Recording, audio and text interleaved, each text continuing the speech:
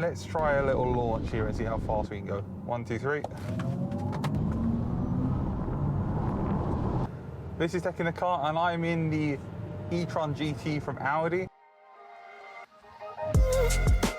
This is Audi's coupe saloon type electric car, which looks quite similar to the A7 and also Porsche's Taycan, which is built on the same platform as this car. And this car has 350 kilowatts of power, or 390 peak if you choose to use it.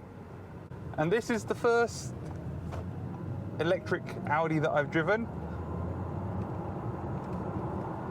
and it definitely feels very, very luxurious. Inside this car we have matte carbon fiber, which looks fantastic. I've got a head-up display.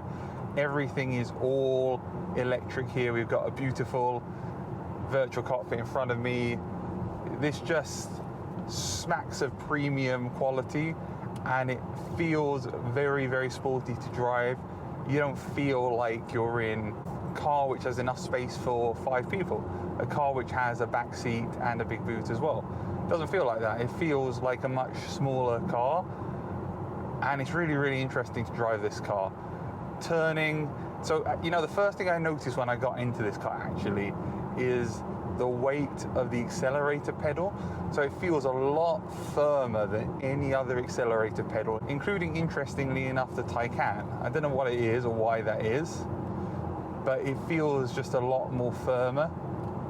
It might have something to do with the mode it's in, probably because it's using the regen braking. So let's go to the drive select now.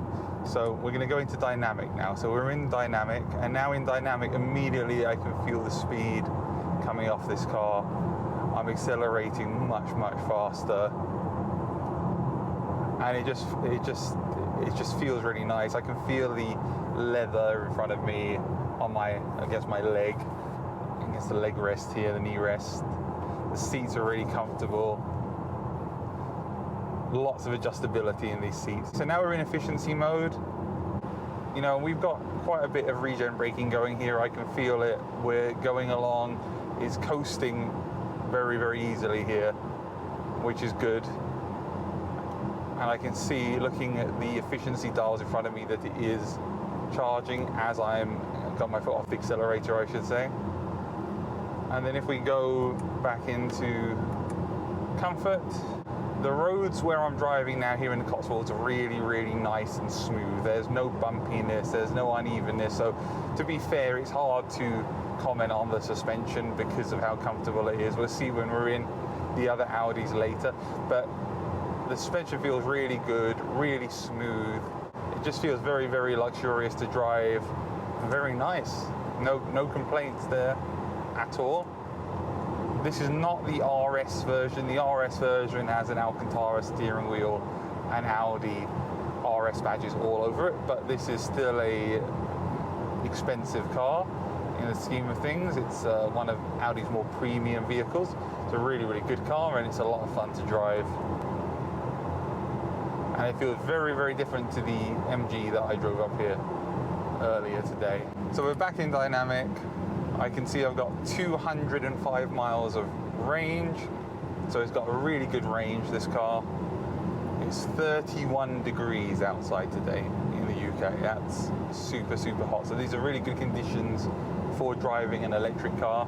Yeah, really comfortable, very relaxing, nice suspension. I love this glass roof. This glass roof makes the interior so spacious. I think that all cars should have glass roofs. I'm not a fan of roofs which are not either panoramic sunroofs or glass. Every car is better with a glass roof. So let's talk about some of the specs of this car. We have a range of between 303 and 280 miles WLTP range. It's got a really big range, which is really good to see. This car can do 0 to 60 in 4.1 seconds in boost, although it's probably faster. Audi always understate their speeds. Obviously we have a top speed of 155 miles an hour, which is limited, like all German cars are limited. And we've got 640 Newton meters of torque, or 472 pound-feet in boost mode, for those of you who like pound-feet. And as I mentioned, 390 kilowatt in boost mode. So now we're pottering around through Burford, in Gloucestershire. As you can see, this is a beautiful, picturesque English village with lots of stone buildings. And you know, when you're in the countryside, surely you want to have an environmentally friendly, quiet car, not some loud car, some quiet car. However, ignore that statement when I get into one of the RS cars in a minute. But this is exactly what you need in the countryside. Something quiet, comfortable, but fast. It's able to do 0 to 60 in 4 seconds. Probably less than that, 4.1, probably less than that. And this car is just really, really luxurious. The metal paddle shifters, which actually don't adjust gears. What they do, however, is adjust the regen braking between maximum, minimum, and a middle setting. 31.5 degrees now, it's getting hotter. And so now we have it in its maximum regen braking setting. Let's try a little launch here and see how fast we can go. 1, 2, 3. That is fast, as you can hear my phone being thrown around in the front of the car. That is very, very fast. This is the Audi e-tron GT Quattro, 350 kilowatts, over 500 horsepower. We've got 640 Newton meters of torque. That's 472 pound-feet of torque if you use that. And this has a top speed of 152.2 miles an hour, limited 0 to 100 acceleration in 4.1 seconds. And it's got a range of between 303 and 280 miles WLTP range, which is obviously fantastically good. And looking at this car, you see a lot of cool features. So we've got these headlights, which are very cool, which also have laser lights in them. And we've got this interesting grille here, which is contrast to the body color, so it stands out a lot. And underneath there is all the driving assistance features. And this car has a very, very interesting look to it. You can see here we've got massive wheels. These wheels are 21-inch wheels. We've got the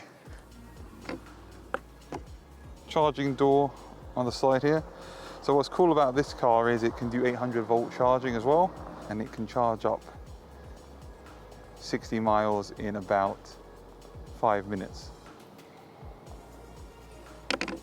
Looking around the side here, so this is a feature which is on the new Audi RS3. Yes, we have the wheel vents behind the front wheels. So the new RS3 has those. I had somebody comment that this was the only car with those. Well, yes, you are correct. And now I've seen it for myself. What's really interesting about this car is that it has this coupe saloon sportback kind of look to it. We've got these pretty aggressive lines here coming down the door with these really wide wheel arches. And I mean, these are like almost flat. You could almost like rest something on the side here. We got our vent, we've got our spoiler at the back here, and then we've got the Audi signature light bar at the back now on the electric models with a diffuser. It's fast, it's comfortable. This is a great car. This is a great car. If you're looking for a car in this price bracket, then I would seriously suggest checking this out.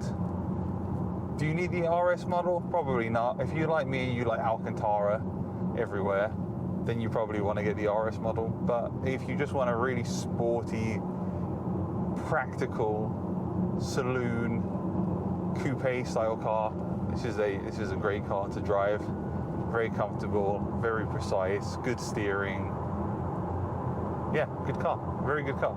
I really enjoyed it. I wouldn't mind one of these myself.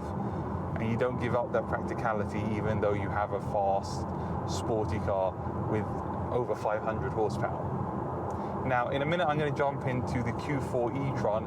Totally different kind of car, obviously, not a sports car, but Audi's newest electric vehicle. And we'll see how they compare two of Audi's electric cars back to back, side to side, road to road. They're different, but that's what makes it interesting. By the way, don't forget to like this video if you're enjoying it and subscribe for more videos like this on the channel. And if you do have any questions, let me know below. Do you like the e-tron GT, or would you prefer a Q4 e-tron? Let me know what you think in the comments down below.